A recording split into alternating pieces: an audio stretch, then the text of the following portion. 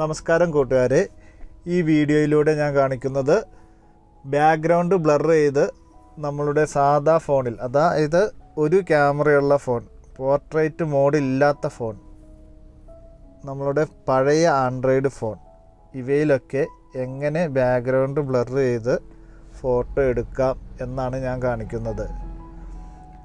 ഇപ്പോൾ വരുന്ന ഫോണുകളിൽ ഈ സൗകര്യമുണ്ട്. എന്നാൽ പഴയ ഫോണുകളിലോ പോർട്രേറ്റ് മോഡ് ഇല്ലാത്ത സിംഗിൾ ക്യാമറ ഫോണുകളിലും ഈ സൗകര്യം നമുക്ക് ലഭ്യമല്ല.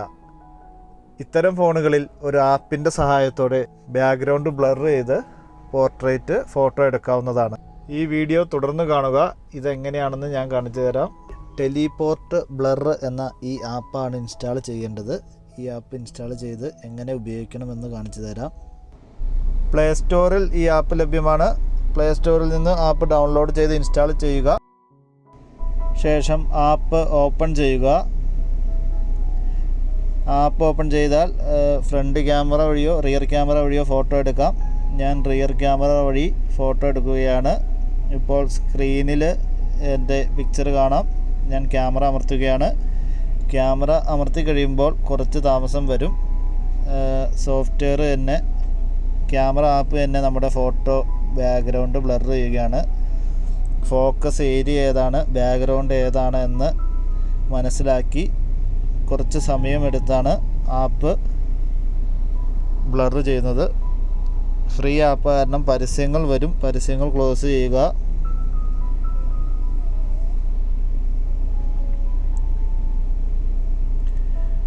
ഇപ്പോൾ നമ്മുടെ ഫോട്ടോ ബ്ലർ ചെയ്ത് കിട്ടിയിരിക്കുകയാണ്.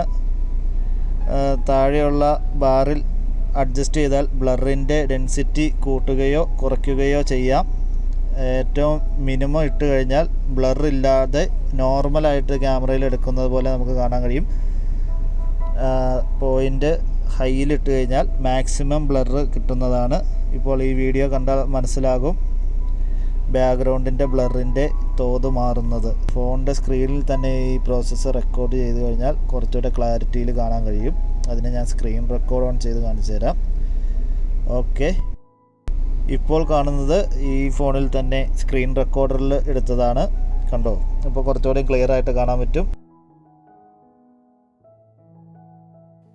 ഇനി ഈ പിക്ചർ സേവ് ചെയ്യാം. സേവ് ചെയ്യുന്നതിന് ഇപ്പോൾ ആ പിക്ചറിൻ്റെ താഴെ കോർണറിലായിട്ട് ഒരു അപ്പ് ആരോ കാണാം. ഈ അപ്പ് ആരോയിൽ അമർത്തുക. ഇപ്പോൾ കുറച്ചുകൂടി ഐക്കൺസ് തെളിഞ്ഞു വന്നു. അതിൽ ഡൗൺ ആരോ അമർത്തുക. ഡൗൺ ആരോ അമർത്തുമ്പോൾ സേവ്ഡ് എന്ന് കാണിക്കും.